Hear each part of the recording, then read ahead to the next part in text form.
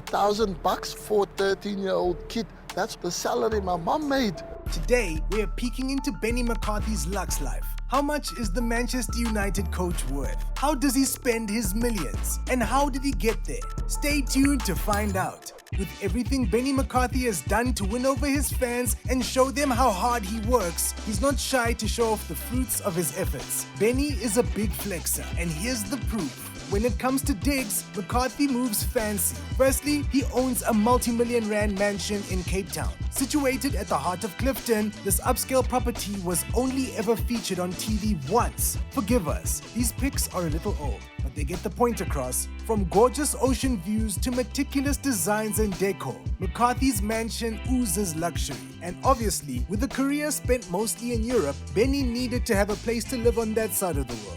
Okay, 1 or 2, maybe even 3. The details aren't crystal since he's a super famous guy. But rumor has it that Benni owns a mansion in Edinburgh, Scotland, and another in Altrincham, England. Mansions in Europe? You already know that's big money. Now, the rides. Just for reference, as a coach for Man United, Benni earned a weekly income of £40,500. At the moment, that's an exchange of 22 rands 80 cents. So, in 1 week, Benni earned almost R1 million.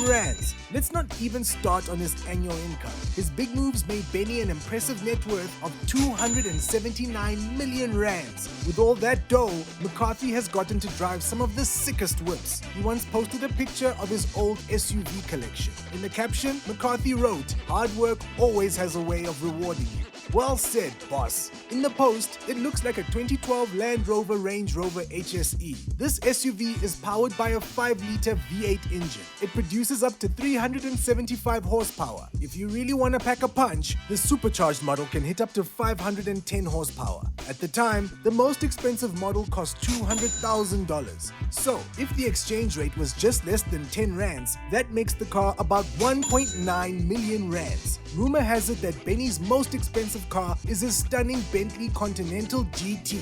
It's an older model since the reports listed it at 3.8 million. Just FYI, in 2023, the latest Continental GT started at just over 5 million. Do you think Benni upgraded? Next up in McCarthy's Lux fleet is the Porsche Panamera. The 2010 4S is estimated to be worth around 1.7 million. The sleek beauty has a 4.8-liter V8 engine with a capacity of 400 horsepower. The 4S has a throttle that guarantees a smile on the driver's face. Ladies and gentlemen, I hope you enjoy the spectacular.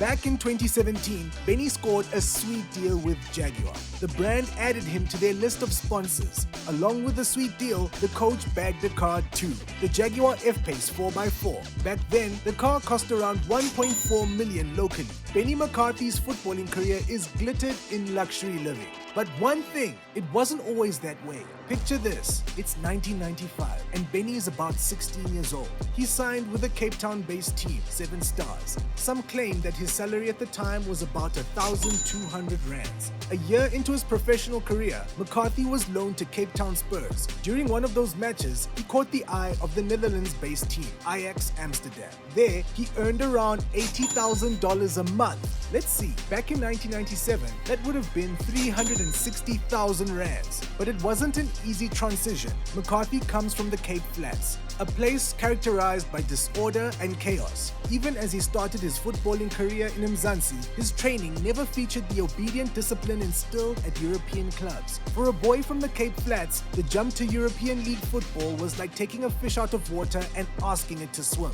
In joining Ajax, I came from having no rules to being told exactly what to do, the ex-forward said. But Benni tried his best to keep up. After 2 very successful years with Ajax, he made moves once again, this time to Spain. He signed a deal with Celta Vigo for a massive transfer fee. Do you remember? They paid over 6 million euros just to have Benni on their side. He set a record at the time for the most expensive transfer for a South African player. At Celta Vigo, McCarthy could barely speak a word of Spanish. The lack of communication showed on the pitch. I had to guess what people said to me or what they wanted. I watched TV with my little book full of words and learned Spanish. My teammates would teach me all the wrong things. Benni shared. He had no idea what to do. His game was suffering. That's when he was loaned to FC Porto, a struggling team at the time. Under the leadership of Jose Mourinho, Benni found his feet again. He only left because Porto couldn't afford him. So, back to the Celta Vigo benches for Benni. Eventually, FC Porto managed to get enough money to buy Benni McCarthy from Celta Vigo.